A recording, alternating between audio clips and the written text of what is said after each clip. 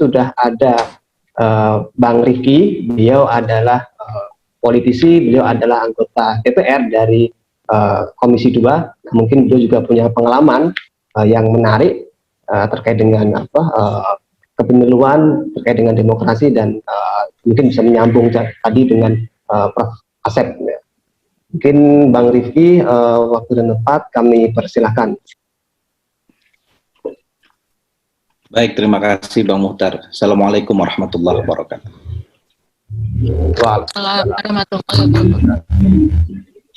Para senior sekalian yang saya hormati dan rekan-rekan sekalian yang saya banggakan. Pertama, saya bahagia sekali karena hari ini bisa ketemu Ayahanda Taufik Effendi. Saya satu kampung dengan beliau, kami sama-sama orang Barabai. Barabai itu 165 km dari Banjarmasin. Ini Pak Taufik ini kebanggaan saya sejak dulu, dan Pak Taufik tentu menginspirasi kami di kampung untuk bisa berkiprah lebih banyak di tingkat nasional. Sehat-sehat terus Pak Taufik, mudah-mudahan panjang umur dan terus memberi berkah kepada kampung kita dan Indonesia. Pertama-tama tentu saya ketika diminta untuk menjadi narasumber ini, saya ingat pada masa-masa awal masuk kuliah di Yogyakarta, itu ada senior yang cerita, ketua cabang HMI saya namanya Bang Arif Ma'ruf. Jadi saya ini juniornya Bang Arif Ma'ruf di cabang Yogyakarta. Karena itu begitu diminta untuk jadi narasumber ini, bisa nggak bisa, saya harus bisa, karena saya anggap ini ujian dari senior kepada juniornya dalam kesempatan ini.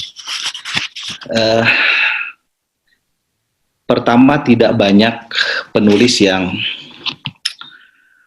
menulis aspek spiritualitas ya, atau aspek teologis terkait dengan penyelenggara pemilu, bahkan penyelenggara negara secara umum. Dan karena itu buku yang menyoroti persoalan spiritualitas penyelenggara pemilu itu menjadi penting untuk kita bicarakan.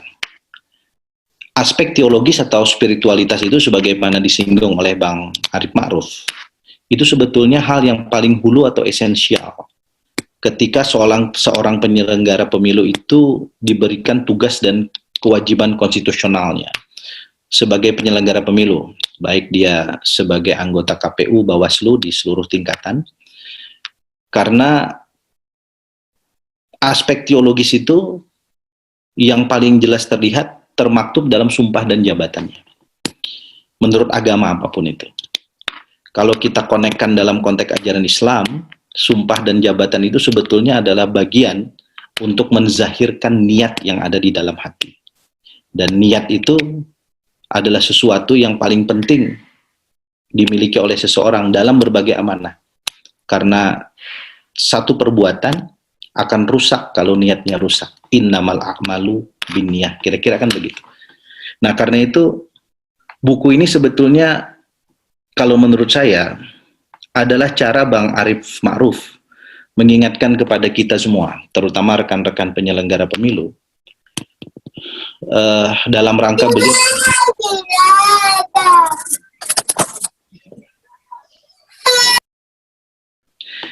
beliau melakukan dakwah kepada kita semua. Dalam Islam itu kan perintah dakwah itu jelas, ud'u ila sabili rabbika bil hikmah wal mau'izatil hasanah. Serulah kebaikan itu dengan cara hikmah. Hikmah itu basisnya adalah saintifik, ilmu pengetahuan. Wal mau'izatil hasanah, dan dengan cara yang baik. Kalau Bang Arif Ma'ruf ini mungkin ceramah dari satu KPU ke KPU lain, Bawaslu satu ke Bawaslu lain, mungkin agak kerepotan. Dan caranya mungkin dianggap menggurui. Tapi dengan adanya buku ini sebetulnya beliau ingin mengingatkan kepada kita semua bahwa hal yang paling esensial dalam menjalankan tugas dan amanah itu adalah persoalan spiritualitas, hal yang berkaitan dengan teologis, karena tidak ada satupun yang kita lakukan tanpa pertanggungjawaban teologis. Yang kedua, saya jujur agak terkejut ketika tasawuf itu dijadikan media riset Bang Arif Ma'ruf. Karena tasawuf ini kan biasa digunakan oleh kawan-kawan dalam studi-studi Islam, terutama rekan-rekan usuluddin ya, untuk melakukan riset mulai dari skripsi, tesis sampai dengan disertasinya. Ketika tasawuf itu dikorelasikan untuk menguji dalam tanda kutip kepatuhan etik penyelenggara pemilu, menurut saya ini sesuatu yang unik. Dan inilah originalitas dari penelitian yang dilakukan oleh Bang Arief Ma'ruf yang terlihat dalam buku ini. Kalaupun ada sedikit kritik, tentu kita berharap bahwa riset ini tidak kualitatif semata. Bahwa metode tasawuf itu bukan hanya diserukan sebagai satu media untuk menjadi bagian agar orang patuh terhadap kode-kode etik. Yang etik itu sendiri ketika menjadi kode, itu sebetulnya sudah menjadi hukum itu sendiri, ya kan? Karena normanya jelas. Apa yang boleh dilakukan, apa yang tidak boleh dilakukan, bahkan ada sanksinya. Dan kita sekarang mengenal satu lembaga justisi untuk kemudian melakukan peradilan etik. Karena sanksi itu harus ditegakkan oleh satu institusi. Kita tentu berharap ke depan riset ini bisa dikembangkan dengan metode yang mungkin kualitatif kuantitatif. Kita bisa melihat nanti case by case.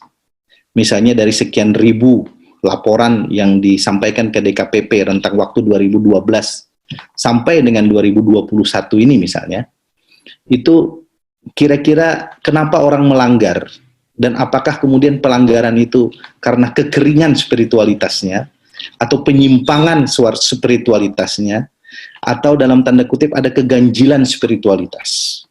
Saya pernah membaca satu riset yang menarik gitu, bahwa, dan riset itu tentu sekarang kan menjadi perbincangan umum itu, bahwa ada juga korelasi yang negatif antara perilaku beribadah yang sangat simbolistik sehari-hari gitu, dengan perilaku menyimpang dalam berbagai macam amanah yang diemban gitu.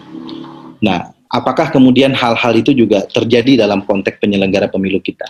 Dan kalau itu yang terjadi, maka tentu ada faktor yang lebih besar yang menggerus nilai-nilai spiritualitas itu. Spiritualitas itu kan kalau kita kontekskan dalam hakikat penciptaan manusia, itu sesuatu yang inherent yang ada pada diri kita. Kalau kita ingat kata-kata fitrah, itu kan berasal dari kata fitr. Al-fitr itu sesungguhnya sesuatu yang ada di dalam diri kita, yang kalau kita melakukan dalam tanda kutip kejahatan, maka fitr itu mengingatkan kepada otak kita bahwa kejahatan itu jangan kita lakukan. Atau kalau terlanjur kita melakukan kejahatan, maka fitrah itu mengingatkan kepada kita bahwa apa yang kita lakukan itu tidak benar. Karena itu Idul Fitri itu kan adalah satu upaya untuk kita kembali kepada fitrah, karena puasa itu adalah cara kita menekan hawa nafsu agar fitrah itu muncul, kan kira-kira begitu. Nah, kenapa fitrah yang baik-baik ini sering dilakukan pelanggaran? Karena ada ribuan case yang diajukan ke DKPP dalam rentang waktu 2012 sampai 2021, dan bahkan kalau kita lihat angkanya tahun 2018-2019 menjelang dan pada saat pemilu 2019 itu angkanya melonjak ratusan persen itu dibanding dengan tahun-tahun sebelumnya. Itu catatan saya yang pertama terkait dengan buku ini. Yang kedua, kalau kita mau melihat secara objektif ya, terkait dengan penyelenggara pemilu ini, maka saya menggunakan 4 indikator untuk kita melihat penyelenggara pemilu ini. Yang pertama, indikator yang pertama adalah soal organisasi atau struktur.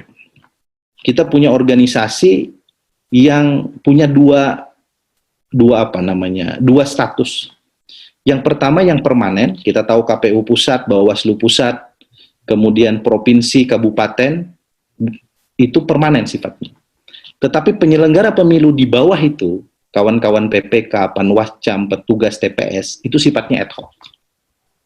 Pelanggaran dalam tanda kutip etik, bahkan norma, kecurangan, intimidasi, negosiasi, itu paling rentan dilakukan bukan pada institusi-institusi yang permanen, tapi justru yang ad hoc, di TPS, di PPK.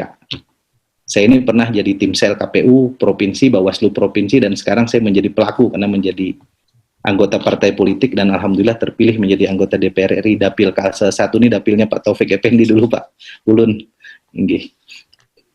Itu persoalannya. Jadi kita sudah setting organisasinya sedemikian rupa permanen sesuai dengan ketentuan pasal 23E konstitusi kita untuk menyelenggarakan pemilu yang luber dan jurdil, tapi kemudian ada titik kerawanan di situ. Dan disitulah kemudian bukan hanya soal kode etik yang bisa dilanggar, tapi persoalan-persoalan normatif. Yang kedua, indikator yang kedua adalah regulasi atau substansi hukum. Kita punya undang-undang, punya PKPU, punya Perbawaslu, tetapi di dalam PKPU dan Perbawaslu itu, ini sekaligus koreksi terhadap Komisi 2 DPR RI juga, karena seluruh rancangan PKPU dan Perbawaslu kan Pak Taufiknya harus dibawa ke Komisi 2 untuk kemudian sebelum disahkan. Itu masih mengandung norma yang satu multitafsir, sehingga kemudian di lapangan bisa jadi karena multitafsir, kawan-kawan menafsirkan sendiri-sendiri, dan ketika multitafsir maka kemudian ini dijadikan alat pelaporan pelanggaran etik. Yang kedua, ada norma-norma yang harus kita akui yang masih kosong normanya. Belum diatur. Belum diatur. Misalnya, seorang pasangan calon kepala daerah dalam tanda kutip berkampanye di media sosial, mengupgrade diri, mendowngradekan lawan, dilaporkan ke Bawaslu, dilaporkan ke Panwascam. Panwascamnya kemudian menganggap tidak memenuhi kualifikasi. 2-3 kali dilaporkan, padahal menurut publik itu sudah nyata-nyata mendowngradekan orang. Lalu Panwascam dan Bawaslunya diadukan ke DKPP, karena dianggap unprofessional conduct. Padahal ketentuan ini belum diatur dalam regulasi. Sehingga Bawaslu yang normatively dia akan bilang, kami nggak berani Pak, yang beginian ini kami tindak. Karena Perbawaslu PKPU-nya nggak ada. Tapi praktiknya itu dianggap dalam tanda kutip melahirkan kegaduhan di dalam proses-proses politik, baik pilkada maupun pileg. Ini yang sering saya katakan juga kepada Yunda Ratna Dewi Pitalolo dan kawan-kawan ketika RDP, mari kita sempurnakan ini, karena 2024 nanti ketika pemilu legislatif, pemilu presiden kita selenggarakan di awal tahun, lalu di akhir tahun kita akan selenggarakan pilkada secara serentak di lebih dari 550 provinsi kabupaten kota. Maka kalau norma yang multitafsir, norma yang kosong ini belum kita benahi, ini akan melahirkan ketidakpastian hukum, ketidakadilan, bahkan akan melahirkan kekacauan-kekacauan. Indikator yang ketiga, Bang Arief, ini soal SDM. Ini titik tumpu kita sebetulnya kalau kita bicara penyelenggara pemilu. Soal spiritualitasnya juga di situ. Soal SDM ini pertama, kalau kita bicara soal bahan baku ya, dari mana SDM teman-teman KPU, Bawaslu itu berasal. Harus kita akui, rata-rata akademisi, aktivis, pegiat NGO. Yang sebagian besar itu punya afiliasi kelompok politik. Tidak ke partai, tapi punya afiliasi kelompok politik di daerah masing-masing, bahkan juga di tingkat nasional. Ini jarang orang mau bicara terbuka, ya saya bicara terbuka saja. Secara ekonomi, teman-teman ini juga belum selesai. Secara ekonomi. Jadi kalau udah nggak jadi lagi nanti komisioner KPU, nggak jadi lagi komisioner Bawaslu, Prof. Asep, ini jadi persoalan teman-teman kita. Ya, betul. Jadi, ketika dua hal ini, itu menjadi faktor asal-usul sumber daya manusia, komisioner KPU, Bawaslu, penyelenggara pemilu, yang dari sisi konstitusional harus independen, ini jadi persoalan, baik dari awal maupun dalam proses perjalanan. Sebagian besar, itu bahkan berani kalau ngobrol dari hati ke hati, cita-citanya jadi politisi. Dan itu terbukti. Ini kawan kita yang Bupati Bintan yang sekarang sedang kena musibah, itu mantan anggota KPU Bintan. Dulu Mbak Rina di Karanganyar, mantan Bupati Karanganyar, mantan Ketua KPU Karanganyar. Di beberapa tempat, komisioner Bawaslu, cita-citanya jadi anggota DPR, jadi anggota DPRD, ngomong gitu. Nah, apakah ini mempengaruhi independensi? Dan kalau spiritualitasnya masih kokoh, apakah kemudian masih bisa menjaga antara pekerjaan sekarang dengan niat ke depan, atau kalau mau kita tarik background ke belakang gitu, karena dia berasal dari kelompok dalam tanda kutip kepentingan politik tertentu juga gitu. Nah, ini yang selalu menjadi tantangan kita dalam proses penyelenggaraan pemilu di tempat kita, ya, dari sejak dilahirkannya KPU, Bawaslu, ya, yang independen, yang mandiri ini, ya, belasan tahun yang lalu. Yang kedua terkait dengan rekrutmen ini, proses seleksinya. Kalau di Jakarta mencari tim seleksi itu mungkin kita mencari ribuan guru besar dengan independensi, latar belakang keilmuan, integritas. Mungkin presiden jauh lebih mudah. Pak Taufik tentu punya pengalaman membantu presiden nih kalau susun-susun tim sel nih, karena beliau menpan dulu.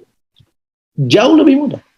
Tapi kalau tim selnya di tingkat provinsi apalagi kabupaten, orangnya itu-itu aja. Dan tim sel ini rata-rata berasal dari blok politik tertentu. Tentu tidak partai politik.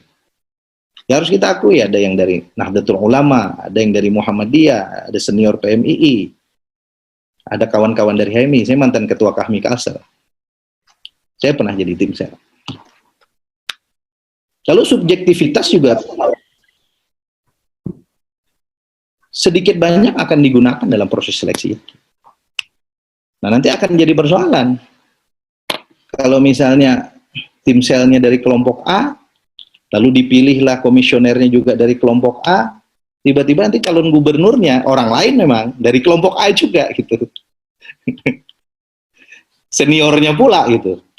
Maka dalam proses pemilihan gubernur, independensi yang tentu akan menggerus soal penegakan kode etik gitu, penegakan etik, itu akan jadi persoalan. Jadi Bung Arief Ma'ruf, ini persoalannya complicated ini kalau di lapangan. Ya, sebagai praktisi saya harus ngomong apa adanya gitu. Nah, yang keempat nih, yang terakhir, indikator yang saya gunakan adalah kultur atau budaya. Ini lebih terkait dengan pengaruh eksternal. Apakah sesama penyelenggara, apakah peserta pemilu yang mempengaruhi baik itu dari partai politik maupun perseorangan, atau bahkan kalau di banyak tempat ada interest group yang sangat berkepentingan untuk memenangkan kontestasi dalam pemilihan. Ini biasanya di daerah-daerah yang baik high level politik ya, daerahnya, maupun high level economic gitu. Politiknya nggak terlalu cemrawut, tapi ekonomi di daerah itu sangat ditentukan oleh siapa kepala daerah yang harus dijadikan gitu, dalam tanda kutip. Maka penyelenggara itu akan selalu dalam tanda kutip diseret-seret. Nah, karena itu saya sering katakan kepada rekan-rekan komisioner KPU pusat, Bawaslu pusat, kalau kayak Yunda Ratna Dewi Pitalolo itu kan ruangannya bagus, enak, di Jakarta, di demo agak jarang-jarang gitu, ditemui juga sama komisioner provinsi, kabupaten. Tapi kalau di kabupaten, di provinsi, itu mereka akan berhadapan dengan publik secara luas dan langsung. BRDP ini juga pernah jadi komisioner Bawaslu Provinsi. Beliau nanti akan kasih testimoni juga bagaimana mempertahankan independensi dan seterusnya selama beliau hampir 10 tahun ini menjadi penyelenggara pemilu. Nah, karena itulah menurut pandangan saya, Bang Arief dan kawan-kawan semua, buku ini menjadi semacam oase di tengah kekeringan kita terkait dengan isu independensi yang semakin kesini itu semakin dianggap barang mahal dalam penyelenggaraan pemilu kita. Kalau kita bicara di ruang akademik, mungkin kita akan ngomong yang sangat normatif, dasarnya konstitusional, tapi sebagai praktisi saya mau menyeimbangkan antara apa yang terjadi di lapangan dengan faktor ideal yang kita harapkan terkait dengan penyelenggaraan pemilu di Indonesia. Dan saya yakin pada akhirnya memang agama adalah penuntun kita semua dalam menjalankan amanah dimanapun kita berada. dan sentuhan keagamaan itu, termasuk dakwah yang dilakukan oleh Bang Arief Ma'ruf dalam bukunya ini, itu menjadi penting bagi kita semua. Sebetulnya buku ini bukan hanya menggugah para penyelenggara pemilu. Saya sebagai penyelenggara negara pun tergugah ketika membaca buku ini. Ketika Bang Arief mengingatkan kepada kita tentang bagaimana niat itu menjadi penting, bagaimana kita meletakkan diri sebagai sesuatu yang inherent antara yang normatif dengan yang teologis gitu.